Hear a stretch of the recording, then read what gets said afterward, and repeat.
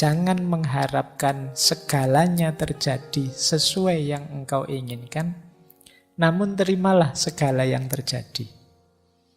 Maka hidupmu akan tenang.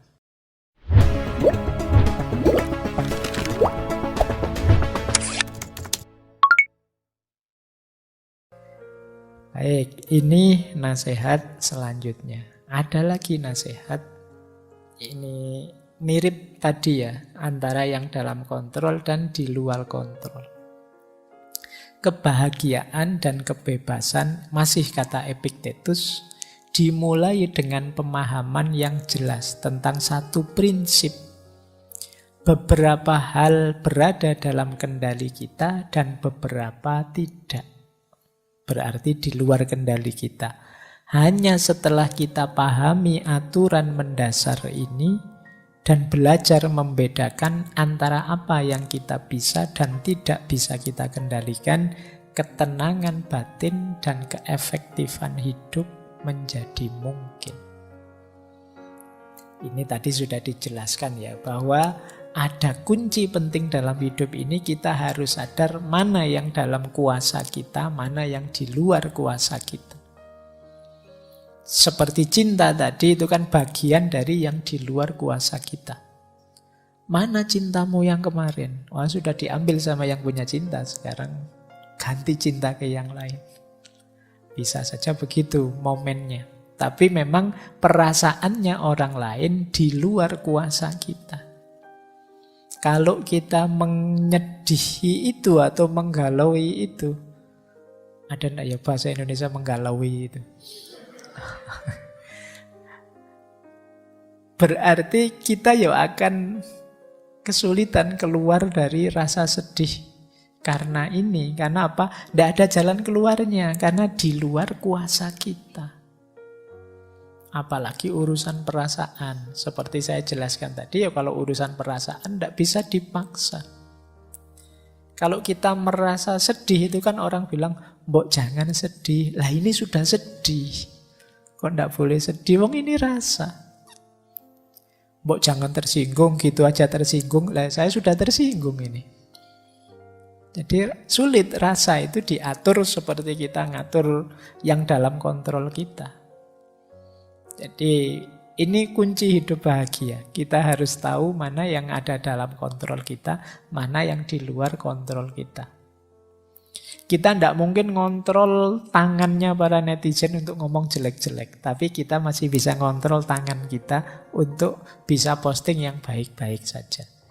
Kalau kita sedih dengan yang di luar kontrol kita, wah netizen ini kok gitu ya sekarang isinya. Ya kita akan sedih galau dan kesulitan sendiri. Karena di luar kontrol kita, ya sudah, itu di luar kontrol saya. Yang bisa saya kontrol apa? Tanganku sendiri. Nah ini penting biar kita bahagia. Karena sekarang banyak orang yang sedih tanpa alasan gara-gara rajin baca medsos. Begitu baca medsos darah tingginya naik. Mbok ya tadi ndak usah baca yang seneng-seneng saja. Baik. Nah, kita lanjutkan. Ini masih tentang yang di luar kuasamu. Kata Epictetus lagi, ini sering dikutip orang. Jangan mengharapkan segalanya terjadi sesuai yang engkau inginkan, namun terimalah segala yang terjadi. Maka hidupmu akan tenang. Jadi ini rumusnya sederhana. Kita akan sering menginginkan banyak hal dalam hidup ini. Nah, kalau menginginkan ini sambil kita kasih tanda petik, semoga, insya Allah, dan lain sebagainya, kita lebih tenang. Tapi kalau kita memastikan yang kita inginkan harus terjadi, kita akan lebih banyak stres. Ada lagi yang lebih menenangkan apa? Kita terima segala yang sudah terjadi. Ini lebih menenangkan. Kenyataannya saya ditolak. Wah, kenyataannya saya diputus. Mau gimana lagi, saya terima. Itu lebih menenangkan. Yang paling tidak menenangkan, kita tidak terima dengan yang sudah terjadi. Oh, ini stres double-double kamu. Wong sudah jelas kenyataannya pahit, kamu tidak mau ngakui bahwa itu pahit. Nah itu sulit sudah. Kayak kamu minum jamu, pahit enggak? Enggak kok, saya kuat. Ya wis, orang enggak akan iya. Ya kalau pahit bilang saja pahit. Kalau memang sulit bilang saja sulit, enggak masalah. Terima saja, akui saja. Ya tinggal kamu tata ke depannya segala yang ada dalam kontrolmu. Kan cuma itu saja. Yang di luar kontrolmu ya dipasrahkan saja. Ini lebih menenangkan. Jadi kalau kita ingin tenang, memang rumusnya ya harus tahu yang dalam kontrol dan yang di luar kontrol. Ada lagi, sekarang geser ke Marcus Aurelius. Dia bilang begini. Ini kendalikan pikiran. Jangan biarkan pikiranmu tentang keseluruhan hidupmu menghancurkanmu.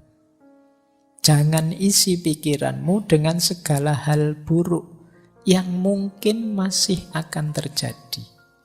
Tetap fokus pada situasi saat ini dan tanyakan pada diri sendiri mengapa begitu tak tertahankan dan rasanya tidak dapat bertahan. Ini saat kita sedang pahit ya, sedang mengalami sisi-sisi gelap hidup. Jadi ayo pikirannya tetap positif. Maknailah segala kepahitan yang kita hadapi dengan makna yang tidak menghancurkan kita sendiri.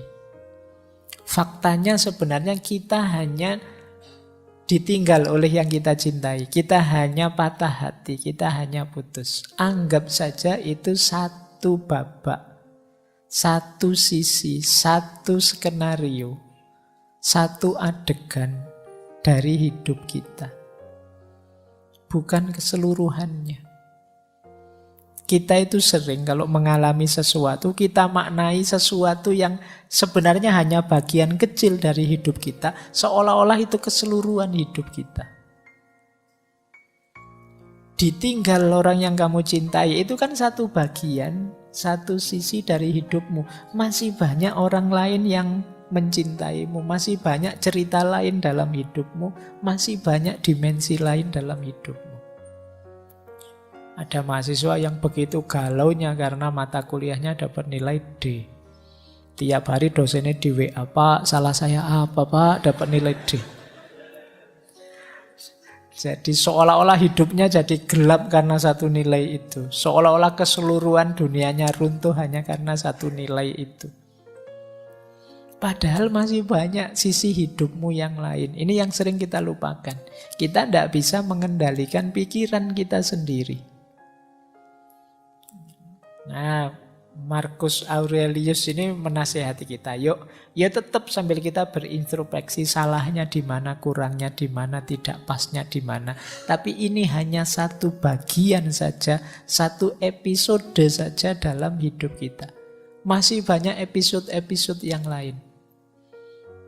Hidup kita ini kan episodenya tidak terhitung. Kalau drama Korea paling 16. Ya. Sekarang ada yang 12, ada yang 8. Oke ya. Tapi hidup kita episodenya banyak, tidak terhitung. Tidak usah khawatir kok. Wong yo episode ini sudah banyak sekali, kadang-kadang masih ada season 1, season 2 loh, masih panjang. Tidak usah terlalu galau kalau gagal di episode ini. Masih ada episode selanjutnya kok. Hidup kita masih berjalan, masih panjang. Ayo mengendalikan pikiran.